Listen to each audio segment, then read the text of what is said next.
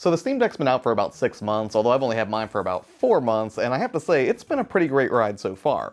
I've had a whole lot of fun revisiting old titles that I was on the verge of forgetting about, or messing around with emulation, or just snatching up new AAA releases as they come out, since a lot of those will work on the Steam Deck, and it's pretty cool exploring those in the portable form factor. But if I'm being honest, it's still a little bit weird for me playing these games on PC, considering I've pretty staunchly avoided PC gaming in all of its forms ever since, like, my World of Warcraft days. I've pretty much been console gaming, and that's it. But really that's only because historically I've only really thought of PC gaming in the traditional way. That would be being pulled up to a desk, and while I don't mind playing at a desk if I have to, it's not something I normally seek out because I spend all day at a desk for my day job, and then almost all of my off time I'm also pulled up to a desk making YouTube videos. But the Steam Deck is hardly a traditional PC, and it's so weird for me to look back over the past 4 months and think about the fact that I was like this close to not even buying the Steam Deck, mostly because I'd spent so much time away from the PC and it felt so alien to me in that regard that really I was just content to play whatever Microsoft, Sony, or Nintendo had to put out. So with all of that in mind, what I wanted to do today was really just take a look back at my first 4 months with the Steam Deck,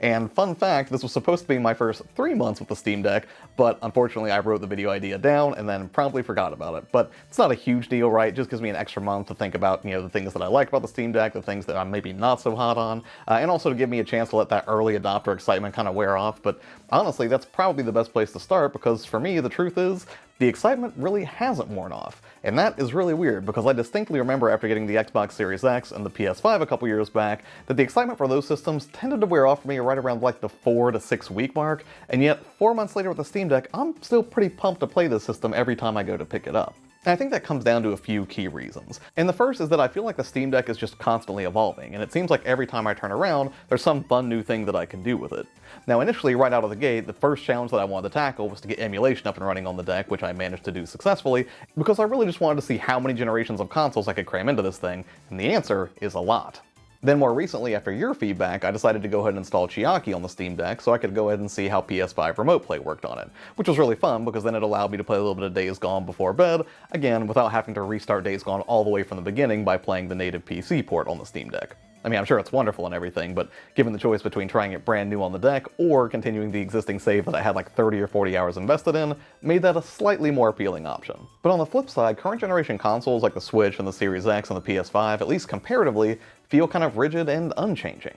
I mean, of course there are improvements that happen for those platforms whenever Microsoft, Nintendo, or Sony decide to add like new features or updates or something like that, but on the flip side, on the Steam Deck, it seems like something exciting and new can and often does just come straight from the community rather than just waiting on a massive company to decide something cool should be added to it. It's a huge credit to the openness of the system, and with every facet of the Steam Deck just beckoning developers and enthusiasts to try new things on it, it's not surprising to me at all that every day feels like it might just hold something new and rad for you to try on it. And something else that's keeping me really hyped for the Steam Deck is everyone else's continuing hype for the Steam Deck. And I don't just mean players, but media outlets, content creators, developers, accessory manufacturers, and really any other entity that I can think about that has a continued vested interest in the Steam Deck's success seems to still feel pretty positively about it. And that's pretty great, because if all of these people like me are staying excited about the system, then that means it's very likely to be a success far beyond these initial 6 months that I've spent with it. Not to mention the prospect of a Steam Deck 2 becomes less fun speculation by the player base and more of an inevitability as the marketplace responds favorably to handheld PCs like the Steam Deck. But if Cyberpunk 2077 taught us anything, it's that hype can definitely be misdirected, so with that in mind, how has actually playing the system been over the past 4 months? For starters, I'll say that my personal experience with the deck has been largely free of any issues. Not entirely, but I would say 90% of the time, the Steam Deck does exactly what I want it to do when I want it to do it. And for the 10% of the time where it's not doing what I want it to do, it's usually due to one of two scenarios. The first is that I'm playing unsupported games and just trying to make them work, even though Valve said pretty explicitly it either doesn't work or it's at least unknown. A recent example for me was Watch Dogs that I mentioned in last week's Open World Games video, where even though I could technically play it, the audio was messed up and garbly or had glitches and delays during the cutscenes. Or going a little bit further back near the Steam Deck's launch, Persona 4 Golden had a similar issue where audio just wasn't working correctly in cutscenes, but that's since been addressed and patched. And the other scenario under which I'm likely to encounter issues is whenever I'm messing around with emulation. Which it is emulation, so I guess that's sort of to be expected, and I would probably encounter similar issues if I wasn't doing it on the deck. But beyond the technical or performance problems that you would expect to encounter, I also have a few practical problems when it comes to emulation also, which I really can't blame on the deck. For example, sometimes it's easy to forget what hotkeys do what if you're jumping between games from different systems, because sometimes they run on different emulators, and then they have different hotkeys and they've been mapped in different ways. So it's not uncommon for me to forget how to do things like save state or load state, or change the aspect ratio for games that might have supported widescreen. Now that's hardly a deal breaker for emulation on the deck, but it is something that I noticed between long stretches of play where I might not have jumped into an emulated game for a while, and I've mostly been sticking to just native stuff that you can play on the PC. But beyond these gameplay specific scenarios, I would say the Steam Deck as a whole has been chugging along just great these past 4 months, which is awesome because I have definitely been putting it through its paces between, just installing experimental software or just taxing the SSD and the SD card with a constant stream of updates and new game installations. And it really hasn't missed a beat in that department. I can't remember the last time I actually had to restart the entire system because it locked up or something like that.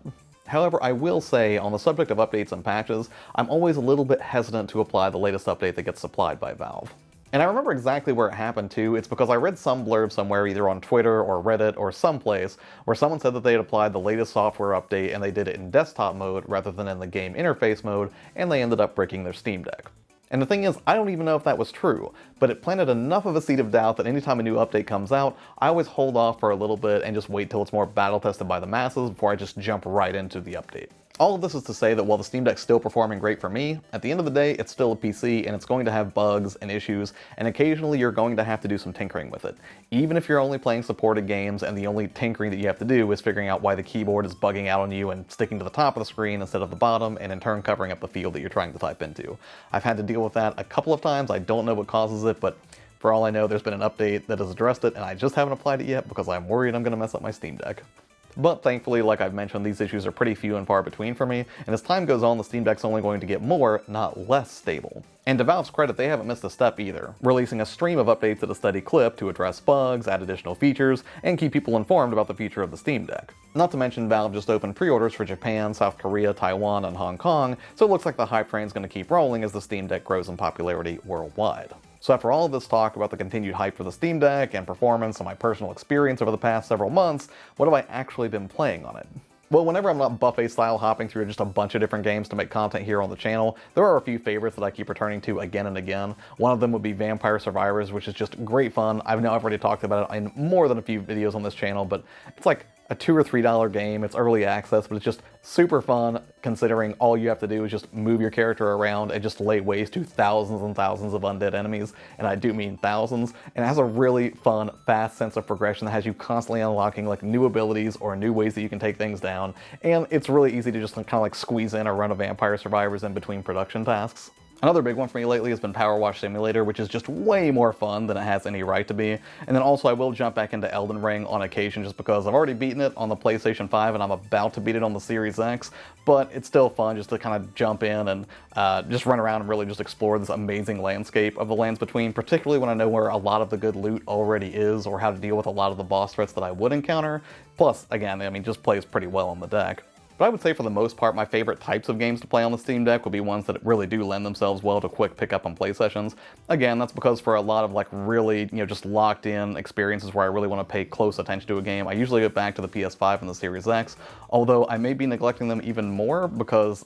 like I mentioned in that open world games video, I really want to spend more time with both Mad Max and Sleeping Dogs because both of those play really great on the deck, and I had a whole lot of fun filming B-roll for that, and I was just like, man, how did I never beat these before? Now for new releases, particularly those that are multi-platform, I'll probably still go for the PS5 version just because, again, I am a physical collector, but that does feel kind of silly because the Steam Deck is still getting the bulk of my gaming time right now, but we'll see what happens as time goes on. All I can say for certain right now is that the Steam Deck continues to eat away at more and more of my gaming time, and my Series X, my Switch, and my PlayStation 5 continue to get more and more neglected, which